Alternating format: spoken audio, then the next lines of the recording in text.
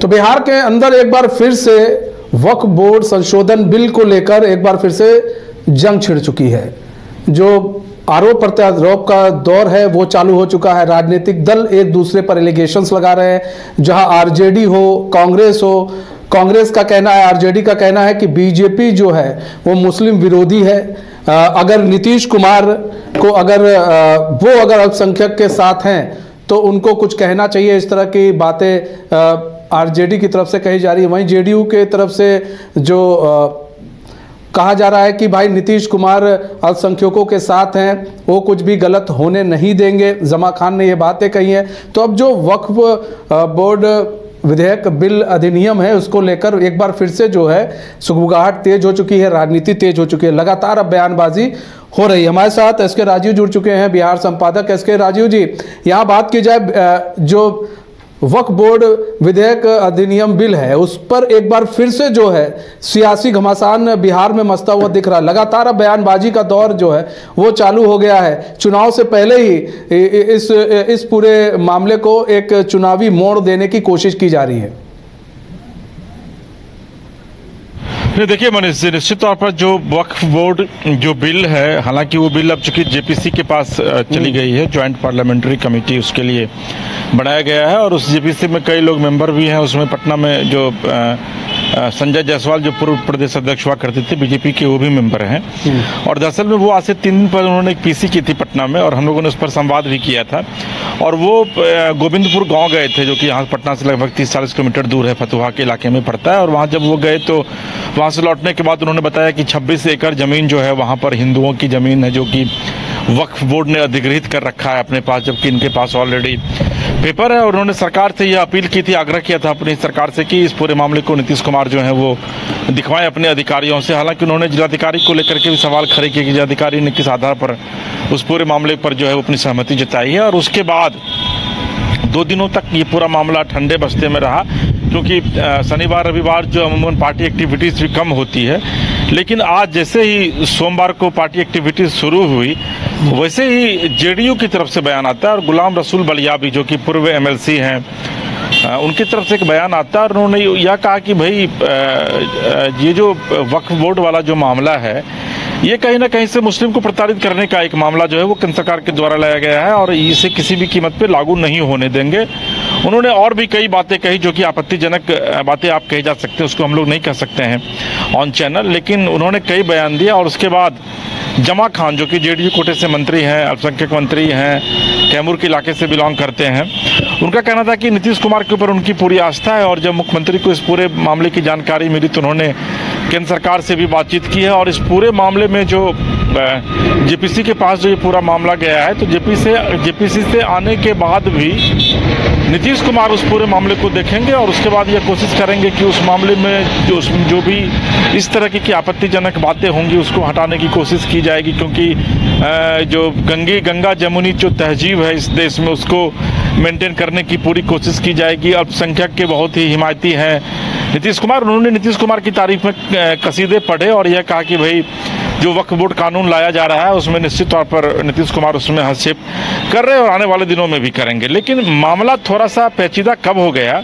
जब कांग्रेस के शकील अहमद की तरफ से एक बयान आया, विधानसभा में नेता हैं कांग्रेस के, उन्होंने यह कहा कि भाई किसी कीमत पे इसको लागू नहीं करने देंगे। और उन्होंने एक सवाल खड़ा किया कि क्या हिंदू के का जो मठ है, जो मंदिर है, क्या उसमें चंदा नहीं आता है? क्या चंदे से हिंदू का मठ मंदिर नहीं चलता है? तो उस पर बैन क्यों नहीं लगाया जाता है? और वक्फ बोर्ड की जो जमीन का मामला है उस पर सरकार बैन लगाने की बात कर रही है।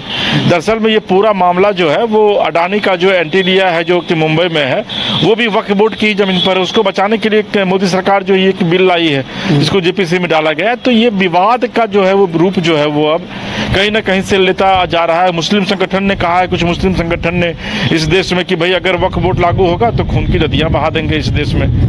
तो मुझे लगता है कि जो एक बेतुके तरह की जो बातें हैं वो बातें एक बार फिर से शुरू हो गई है और बिहार में स्थिति इतनी भयानक हो गई इस मुद्दे को राजनीतिकरण तो दिया जा रहा है लेकिन इसको समझने की कोशिश नहीं की जा रही है। मतलब इस जो अधिनियम था, इस विधेयक को पढ़ने की कोशिश शायद कोई नहीं कर रहा है, या पढ़ के जो राजनीतिक नेता है वो अनजान बनने की कोशिश कर रहे हैं सिर्फ वोटों के लिए, क्योंकि ये कहा जा रहा है कि हम बड़ा आंदोलन करेंगे इस अगर वो विधेयक लागू हो जाता है तो।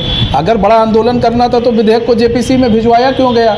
सवाल तो ये भी उठता है कि अगर आपको कुछ उसमें अमेंडमेंट करने थे उसको लेकर विधेयक उसमें गया है और इसी को लेकर ही गया है कि भाई उसमें जो अमेंडमेंट करने उसको कर दीजिए।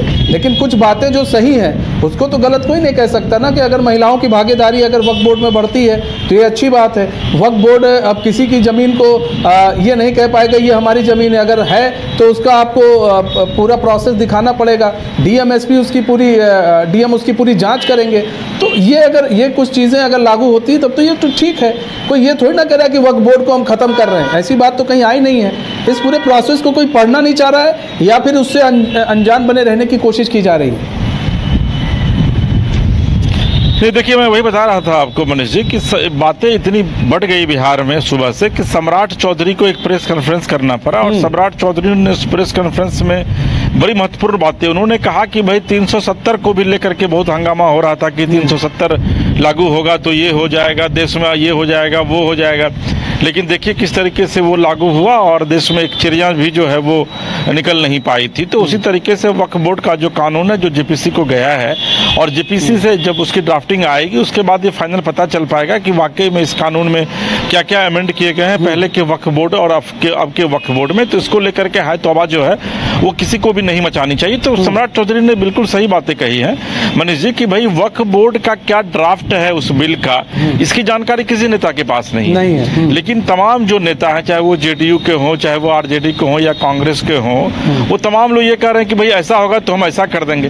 अरे आपके पास जब इसकी पूरी जानकारी नहीं है, अभी पूरा मामला जेपीसी में गया है, जेपीसी के को डिसीजन लेने दीजिए कि उसमें क्या अमेंड करती है। सरकार ने जो बिल बना करके भेजा है उसका जो उसकी जो ड्राफ्टिंग है उसमें क्या एडिट किया जाता है, तो जब तक उसका एक एडिटिंग या अमेंडमेंट वाला जो वर्जन वो सामने नहीं आता है ड्राफ्ट, तब तक आप उस पर कुछ बोल नहीं सकते हैं। तो ये तो हो गई एक तरीके से आप कह सकते हैं कि एक कहावत है ना कि भाई जानकारी कुछ नहीं है लेकिन जानते सब कुछ हैं। तो वही बात है इन दलों के साथ। दूसरी जो महत्वपूर्ण है जो आपका सवाल था, तो निश्चित तौर पर देखिए चुनाव का वक्त आ रहा है, झारखंड में चुनाव है आपके यहाँ, वहाँ पर भी आने वाले दिनों में विधानसभा चुनाव है अगले 2 महीने में। वहाँ पर भी मुस्लिम तुष्टीकरण की सियासत जो है बहुत तेज जोरों से है। कल मोदी जी वहाँ आए हुए तो उन्होंने आकर भी कई बातें कही। बिहार में भी अगले साल चुनाव होना है, अभी हरियाणा में चुनाव होना है, जम्मू कश्मीर में चुनाव होना है, महाराष्ट्र में चुनाव होना है। तो ऐसी स्थिति में निश्चित तौर पर केंद्र सरकार या फिर जो केंद्र सरकार के विरोध में जो दल हैं वो यह जरूर कोशिश करेगी कि वो मुस्लिम को ज़्यादा से ज़्यादा यह बताने की कोशिश करे कि भाई हम आपके सबसे बड़े हिमायती हैं, हम अगर ऐसा होगा तो हम ये कर देंगे, हम वो कर देंगे। हालांकि वो कितना कुछ करेंगे, जम्मू कश्मीर इसका उदाहरण अभी सम्राट चौधरी बता रहे थे इस चीज़ को। लेकिन इतना तय है कि वोट बैंक की जो राजनीति है इस पूरे देश को कहीं ना कहीं से खोखला बना रहा है मनीष जी। और यही वजह है कि कभी आप पॉपुलेशन कंट्रोल बिल को लेकर देख लीजिए, कभी आप रिजर्वेशन के मुद्दे को लेकर देख लीजिए, कभी आप वक्फ बोर्ड के मुद्दे को देख लीजिए। अभी देखिए आज एक और नया मामला पटना में उठा है, बल्कि पूरे देश में वन नेशन वन इलेक्शन, उस मुद्दे को देख लीजिए। तो कहीं ना कहीं से ये जो तमाम मुद्दे हैं, इन मुद्दों से राजनीतिक दलों को सिर्फ उतना ही लेना है कि भाई उनका वोट बैंक जो है वो बढ़ सके या फिर अस्थिर रह सके, स्टेबल रह सके। और यही वजह है कि बिहार में मुस्लिम के ऊपर आरजेडी कहती है कि भाई मुस्लिम हमारे साथ हैं, कांग्रेस कहती है कि भाई मुस्लिम की पार्टी ही कांग्रेस है, और जेडीयू कहती है कि भाई नीतीश जी जब से आए हैं तब से मुसलमान इस पूरे बिहार में सुरक्षित हो गए हैं, यानी कि लालू प्रसाद यादव के राज में सुरक्षित नहीं थे वो।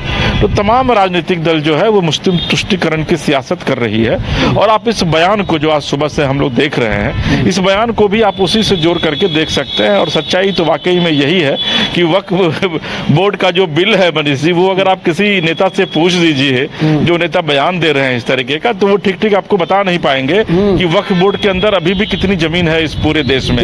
वक्फ बोर्ड के जमीन का जो रेंट है वो कितना रेंट आ रहा है वक्फ बोर्ड को, वक्फ बोर्ड के मेंबर कौन होते हैं, ये भी लोगों को नहीं पता है। लेकिन जब ज्ञान देने की बात आती है तो ये लोग सीधे तौर पर यही कहते हैं कि भाई मोदी सरकार तो देश तोड़ने की बात कर रही है। जी मनीष लेकिन जी। समझना पड़ेगा कि अगर इस तरह की चीजें हो रही हैं तो अभी थोड़ा धैर्य रखें। जेपीसी में मामला गया है, उसके बाद जेपीसी से चीजें अमेंडमेंट होकर आएंगी, उसके बाद देखा जाएगा कि वक्फ बोर्ड में आखिर क्या क्या चीज किया गया है और अभी क्या क्या चीज नहीं किया गया है। इसको लेकर जो हाय तौबा मचाई जा रही है उस पर भी जो संगठन है, मुस्लिम संगठन है, उसको भी समझना पड़ेगा कि थोड़ा भी उनको इंतजार करना पड़ेगा। अभी पार्टियों को भी बहुत बहुत समझने की जरूरत है। बहुत बहुत धन्यवाद एसके राजीव जी हमारे साथ जुड़ने के लिए और तमाम जानकारी साझा करने के लिए। बढ़ते हैं अब खबरों की तरफ। पटना से नगर